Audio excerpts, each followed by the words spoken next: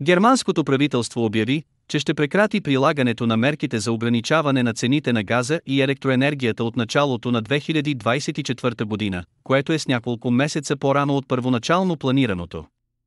Тази стъпка идва в отговор на блокирането на бюджет от 60 милиарда юр и замразяването на финансирането на ключови проекти. Министърът на финансите Кристиан Линднер заяви, че фондът за икономическа стабилизация ще бъде затворен до края на текущата година и че няма да бъдат извършвани повече плащания от него. Намерението на правителството беше да поддържа тези мерки поне до април 2024 година, но сега се налага промяна в плановете.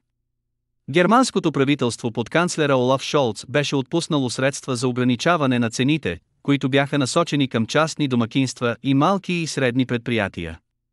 Опозицията, обаче, оспори законосъобразността на тези действия, водещи до решението на Конституционния съд, което постави под въпрос бюджетните разпределения.